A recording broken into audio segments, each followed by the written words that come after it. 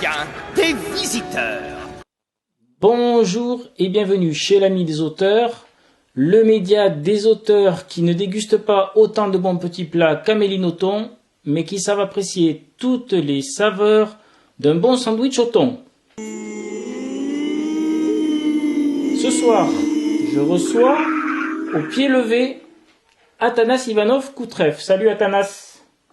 Salut Fred, j'espère que tu vas bien. Ben écoute, moi ça va pas trop mal. J'ai cru comprendre en suivant un petit peu les informations que tu as laissé filtrer sur Facebook et dans les mails que bon, toi ça va peut-être pas aussi bien. Mais bon. Non, là, c'est un petit peu la catastrophe, mais écoute, tant qu'il y a de la vie et de l'espoir. Alors, est-ce que tu veux nous parler un petit peu de ta situation actuellement, Athanas? Bon, ma situation actuellement, c'est un petit peu la catastrophe, on va dire. Tout est plus ou moins en stand-by. Bon, déjà, j'avais réussi à vendre tous les exemplaires du tome 1 de 18 La Prophétie, donc ça, c'est plutôt bien.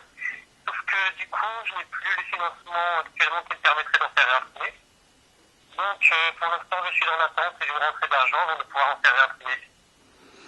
Alors, ce qui s'est passé en fait, ça remonte un petit peu à l'affaire des Gilets jaunes. Oui, ça remonte en fait déjà bien avant cela, c'est-à-dire que ma mère avait perdu son emploi justement pendant cette période, puis ensuite elle ne travaillait que le week-end, sauf que comme elle travaillait sur les Champs-Élysées, bon bah forcément chaque samedi on perdait 60 euros, et à ce moment-là, ces 60 euros c'est tout ce que nous avions pour manger.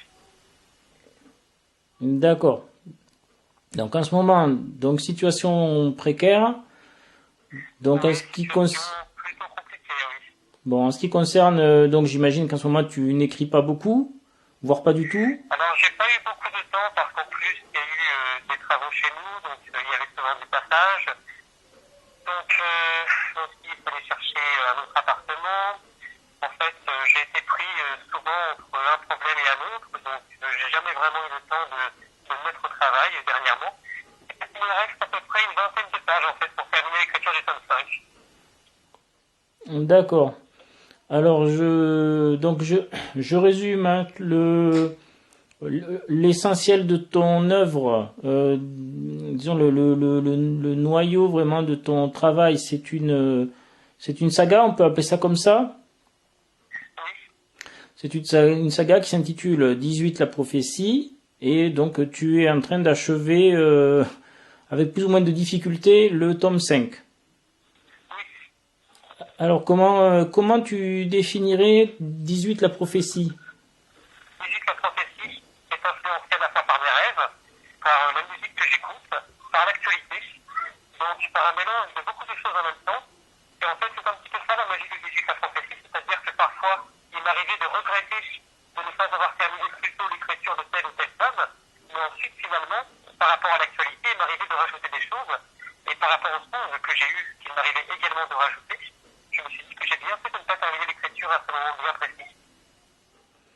Tes livres ont une dimension spirituelle, on va dire ça. Oui. Tu fais beaucoup de références à la Bible, notamment, et aux anges, aux démons, et d'un coup, parfois au détour d'un paragraphe ou d'un dialogue, tu vas faire surgir une touche d'humour tout à fait totalement décalée et surprenante, qui est assez plaisante en général, mais du coup, on sait plus trop sur quel pied danser avec ton travail, parce que on sait pas si on doit le prendre au sérieux ou à la rigolade, quoi, au second voire troisième degré. Qu'est-ce que Moi, je pense que l'humour permet de marquer les esprits. Et parfois, il faut prendre des choses un petit peu à la rigolade avant de les prendre à nouveau au sérieux. tu l'as intitulé 18 La Prophétie. Donc, est-ce que ton texte se veut prophétique? C'est-à-dire, est-ce que tu essaies de délivrer un message à l'humanité? Est-ce que tu penses que, enfin voilà, le côté prophétique, je ne sais pas s'il passe très bien en procédant de cette manière. Alors, je vais énormément de contrôle sur la prophétie. Il y a énormément d'éléments de référence, en fait, que je ne comprenais pas à l'époque, mais que j'ai compris plus tard. Et donc, il y a énormément de choses qui me dépassent cette année, donc c'est fait tout seul. Donc, je ne saurais pas vraiment te dire parce que je n'ai aucun contrôle là-dessus. Quand tu dis que tu n'as aucun contrôle là-dessus, c'est que donc toi, Athanas, tu reçois, Je suis guidé par une puissance supérieure. donc toi, par l'intermédiaire des songes, tu reçois un message. On est bien d'accord? Et ce message, tu cherches à le délivrer à travers tes livres. Oui, tout à fait. Alors, est-ce que par retour de tes lecteurs, est-ce que ce message est réel, tu arrives à le transmettre? Est-ce que ce message est compris ou pas par tes lecteurs? Alors, ce message est très rarement compris parce que mes livres sont comme des puzzles et il y a très peu de personnes qui arrivent à les décoder. D'autant plus qu'il y a certaines réponses qui arriveront dans le tome 5 et qui permettront de décoder certains codes qui sont inclus dans les 4 premiers tomes. Donc, toi qui as lu la fin du tome 4, j'imagine que tu as dû comprendre plus de choses par rapport au tome 1. Enfin, j'espère. Eh ben, à quel niveau? Au niveau juste de l'intrigue et des personnages, parce que il y a quand même beaucoup de personnages, beaucoup qui se font tuer en cours de route. Plus d'une vingtaine dans le tome 1. Pardon? On a démarré sur plus d'une vingtaine de personnages dans le tome 1, donc oui, il y en a beaucoup. Tu passes d'une scène, de la vie quotidienne, par exemple, des personnages, et puis tu balances ton lecteur dans une scène totalement onirique ou eschatologique de guerre avec des anges, des démons, des entités, des gens dont on ne sait pas trop s'ils sont réels, si ce sont des apparitions. Tu vois, donc c'est assez facile de se perdre, j'ai l'impression, dans tes livres. Alors, donc si le message ne passe pas, qu'est-ce que tu fais, qu'est-ce que tu envisages pour arriver à faire passer le message que tes lecteurs ont du mal à saisir? Alors, le message passe, sauf qu'en fait, le message ne passe pas forcément de cette manière. Parfois, en fait, le message peut être transmis sans même que le livre soit lu. Parfois, c'est les coïncidences de la vie quotidienne qui nous démontrent que le message passe. Et je voulais te dire, c'est que parfois, en fait, les livres, par sa simple existence, peuvent générer de nouvelles coïncidences, de nouveaux miracles. Et Oui. c'est pas le texte en lui-même qui peut être porteur du message parfois, c'est simplement le livre. D'accord, en fait, donc c'est pas le livre qui est forcément porteur du message, mais il a quand même un rôle à jouer. Oui. D'accord, bon, faut te suivre quand même, hein, parce que c'est pas... Hein? Bon. Oui.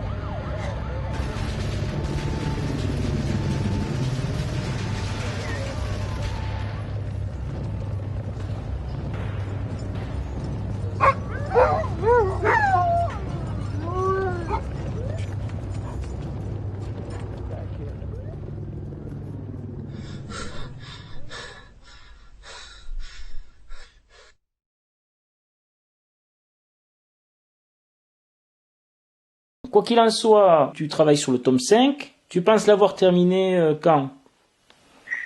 Alors, normalement, je devrais déjà l'avoir terminé, mais là, je suis en faire un déménagement. Donc, c'est plutôt compliqué. En fait, il me faudrait une demi-heure de travail à peu près pour le terminer. Mais là, en ce moment, je ne m'arrête pas. Je ne sais pas du tout, en fait. D'accord. Bon, Athanas, on va clôturer cette interview. D'accord. C'était une première par téléphone, donc, et puis bon, un peu au pied levé.